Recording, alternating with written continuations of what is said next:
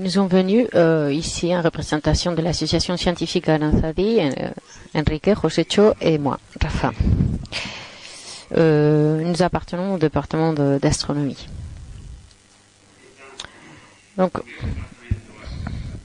chaque mois, notre département organise le vendredi astronomique. Dans ces séances de diffusion d'informations, outre d'autres sujets, nous préparons les éphémérides de ce mois. Donc, nous préparons un rapport en deux versions. Une version en espagnol, que vous voyez ici, et puis une autre en basque.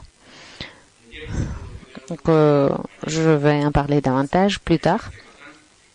Je veux juste dire que nous voyons ici 3 cartes et puis que les éphémérides de ce mois sont résumées ici.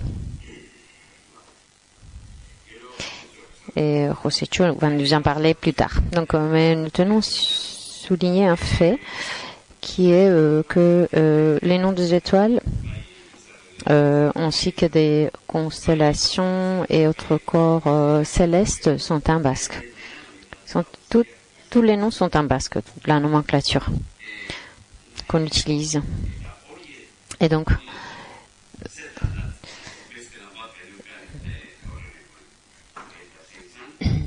pour cela, nous nous sommes basés sur le planisphère basque qui a été publié par notre département.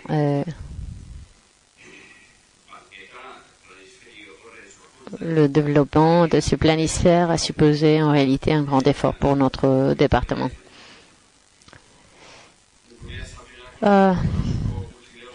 Comme nous n'avons pas trop de temps pour la présentation, je tiens à mentionner très brièvement 2 caractéristiques du planisphère très rapidement.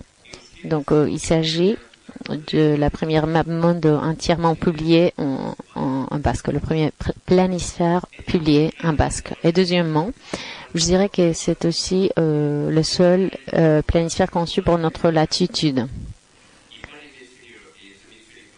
43 degrés de latitude nord et peut être utilisé à partir des points entre 39 et 47 degrés de latitude nord.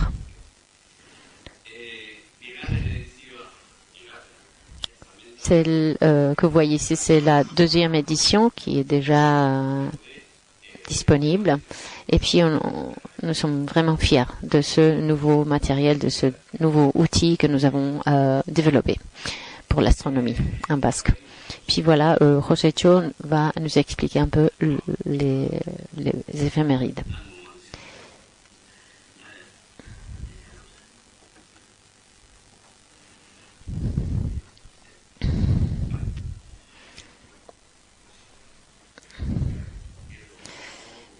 Et là, il va parler espagnol.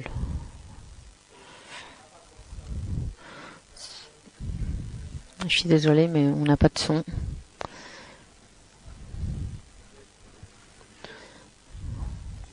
Vous m'entendez?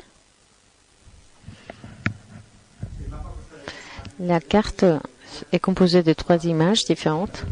D'abord, il y a une projection au format rectangulaire des éléments astronomiques. Il ne faut pas oublier qu'on voit l'univers à partir de la Terre. Il s'agit d'une carte géocentrique. Donc nous avons entre moins 45 et plus 45 degrés. Voilà la carte. Et puis nous avons les deux cercles qui correspondent aux circumpolaires de l'hémisphère nord et sud. Vous voyez ici un code QR où on a mis toutes les instructions, tout ce que je vais expliquer maintenant, c'est inclus dans ce code QR dans 4 langues, basque, espagnol, français, anglais.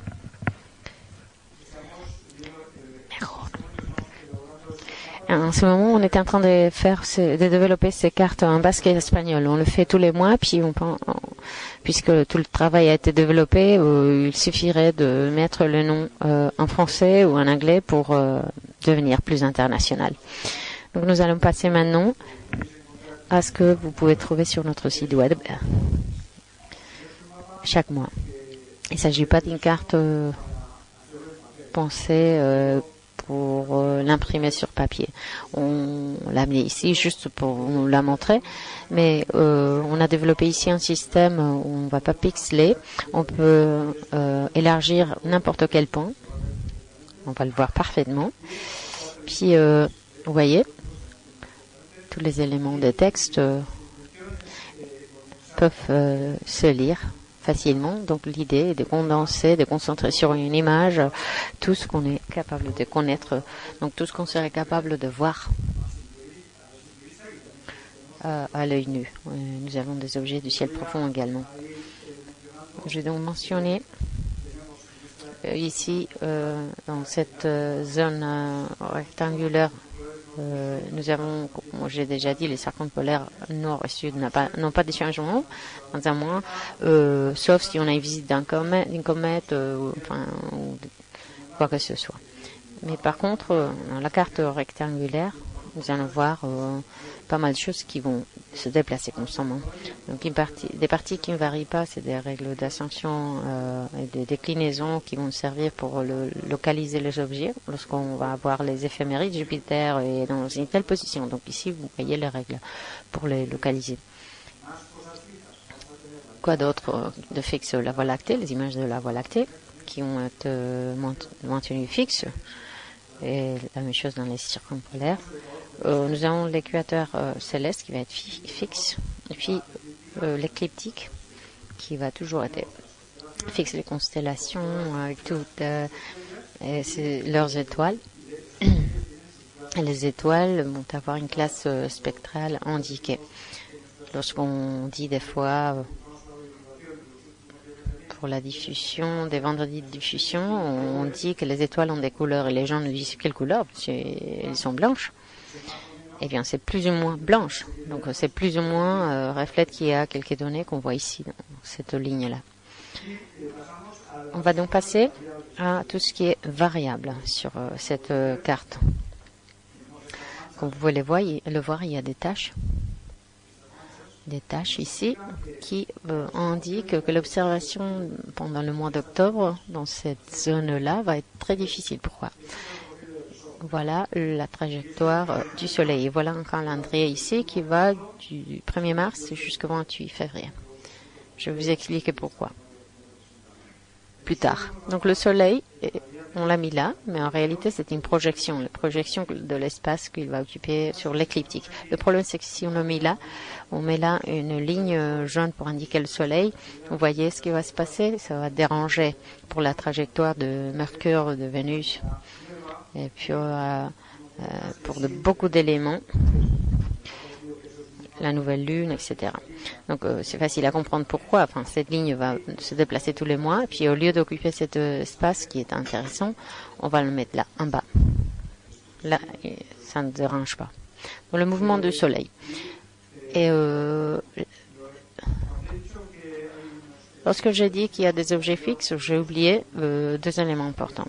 J'ai parlé des constellations, des étoiles et leur classe spectrale. Nous avons inclus ici des objets de ciel profond avec leur nom, etc. Et le dernier élément qu'on inclut, c'est les trous noirs. Vous voyez ? On a eu un débat concernant la représentation de trous noirs. Parce que lorsqu'on regarde le livre ancien, il y a des spirales, il y a différentes manières de représenter les trous noirs. Mais puisqu'on a des photos, voilà la représentation des trous noirs. Celui qui est à Sagittaire 1, dans les centres de la galaxie, il y a un autre. Ici, non. On va le voir. À gauche. Plus à gauche, le voilà, vous le voyez ici. M87, qui a été photographié il y a 3 ans. Donc, puisqu'on a une image, on va la mettre. Donc, on propose qu'à partir de ces rencontres, on puisse arriver à un critère uniforme vis-à-vis du symbole utilisé pour les trous noirs. C'est intéressant. On va faire cette proposition à la fin de cette présentation. On pourrait voter même. Donc voilà les objets fixes. Et puis notre idée, c'est au fur et à mesure qu'il y aurait de nouveautés, on va les introduire. Par exemple, avant, on a parlé avec le président de la fédération qu'il existe déjà des cartes avec des planètes, avec les exoplanètes dessus. On pense que c'est l'endroit idéal pour les représenter, non?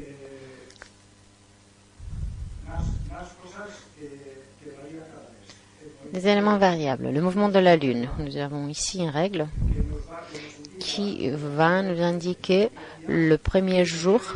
Puis vous allez voir des petits cercles verts qui nous indiquent la position de la Lune le jour 1. Le jour 1, le 1er octobre à minuit, le 2, le 3, le 4, etc. Donc, qu'est-ce qu'on peut montrer quand on explique cela aux gens? Eh bien, on peut expliquer que la Lune, même si on dit que les planètes et la Lune se voient sur l'écliptique, oui, mais non, ils sont à côté. Des fois, ils sont par-dessous l'écliptique, comme vous le voyez ici, et des fois, à l'inverse, ils sont par-dessus l'écliptique. Donc, cette carte va nous aider à expliquer tout cela aux gens. Lorsqu'on dit que la Lune n'a pas le même angle, les planètes n'ont pas le même angle que la Terre. Bien. On a la date ici, par exemple, qui est le 3 octobre. On voit la Lune là. On a une lune pleine ici, avec la date. On a le passage au mode ascendant. On a le passage par l'apogée, puis avant, on a eu le passage par le périgée. Voilà. Même si on élargit l'image, on va pouvoir le voir parfaitement, toujours. Et chez vous, avec l'ordinateur que vous avez chez vous, ça va être pareil. Quoi d'autre? Mouvement de la Lune, mouvement des planètes. Nous avons Mercure ici, le 1er octobre, il va être là. Le 31, il va être là. Ces taches, je ne sais pas si je vous l'ai dit, c'est les zones, puisque le Soleil est là, c'est des zones où l'observation va être difficile. C'est-à-dire le 1er octobre, nous allons pouvoir voir Mercure, mais après, ça va être impossible. Et l'observation ne va pas être confortable. Et pareil pour Vénus. Le 23, Vénus, en fait, va être, comment dire, en occultation, en conjonction supérieure. Donc, Mars est là. Et puis, on va élargir l'image sur Mars pour vous montrer que le 30 octobre, son boucle commence. Et donc, il va faire cette trajectoire en mode ascendant, et puis il fait le cycle. Voyons voir Jupiter, qui est là, qui est... Et vous voyez la flèche qui marque à droite. Le 23, il finit son cycle. Vous voyez, le 23, il finit et il se dirige encore une fois vers l'est et Uranus. Et là également, il fait son boucle là. Voyons voir, il est ici. Et puis Neptune est là, également dans son boucle. Donc cette carte nous sert à expliquer tout cela. Donc nous, on voit les boucles de rétrogradation, comment ils se produisent. Donc, qu'est-ce qu'on peut voir d'autre? Bon, il y a quelque chose de spécial ce mois. Personne n'en a parlé. Le 25, il y a une éclipse solaire partielle. On a la nouvelle lune et puis le passage du soleil. Donc, si la nouvelle lune coïncide ou était plus près, on aurait une éclipse totale, en fonction de si on est à l'apogée ou au périgée. On pourrait avoir une éclipse angulaire. Mais puisque la circonstance est en fait qu'il y a 20 heures d'écart entre la nouvelle lune et le passage par le noyau, et bien, ils ne sont pas tout à fait alignés. Donc, on ne va pas voir une éclipse totale. En Sibérie, par exemple, on va voir que la Lune couvre 80% du ciel. Et à Saint-Sébastien, Pampelune, juste 7%, à peu près. Donc, ce n'est pas la dernière carte, hein, en tout cas. Oui, tu as raison. Bon, c'est pas grave. Et puis voilà.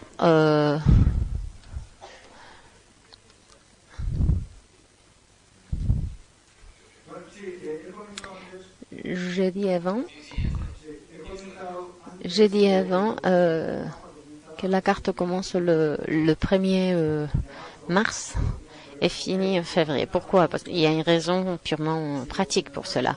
Si on commençait le 1er janvier, le 28 février 2024, il faudrait le couper pour ajouter un jour de plus. Mais ce qu'on souhaite, c'est utiliser la carte complète.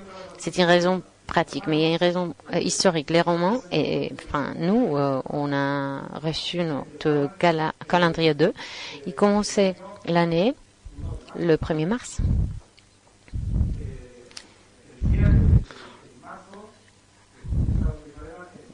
Et en mars, c'est le printemps qui commence. Et en mars, les Romains ils préparaient la guerre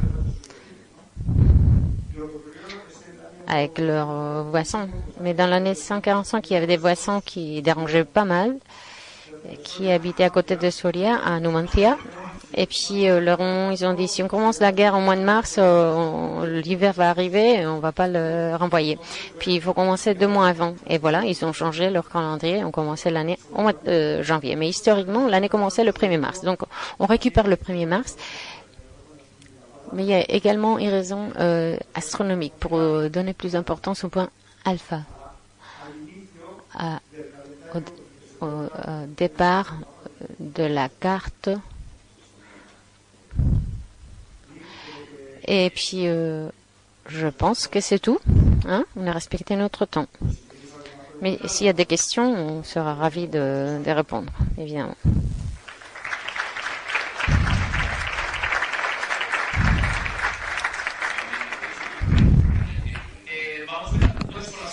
Nous allons commencer la séance suivante à temps. Donc on va arrêter, on va faire 1 minute, on va prendre 1 minute, 2 minutes pour des questions très très courtes. S'il y a des questions? Tout est clair? Ou peut-être que rien n'a été compris? Alors les derniers, hein. Qu'est-ce que vous en pensez? Qu'est-ce que vous pensez de cette utilisation de ce symbole pour le trou noir? Qu'est-ce que vous en pensez? On peut dire qu'il y a un consensus? Hein? Très bien. Parfait.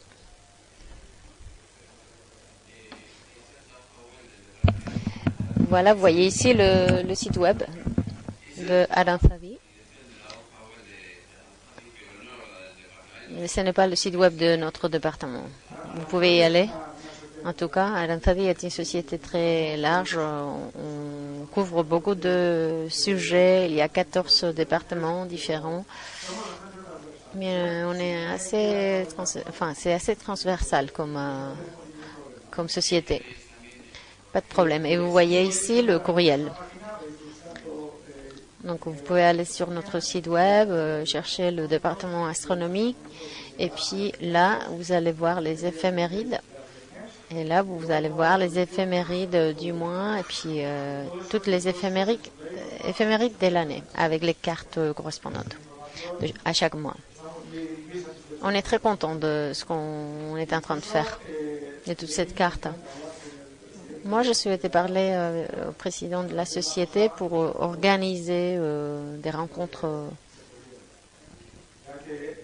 ce qui me paraît intéressant puisque le travail est fait. Je pense que ce serait bien de le partager. Et ici, on a commencé à mettre à disposition les cartes de cette année. Nous avons la même carte en basque et en espagnol. Tout est en bilingue, c'est obligatoire. Très bien, merci beaucoup. Merci à vous trois. Merci bien.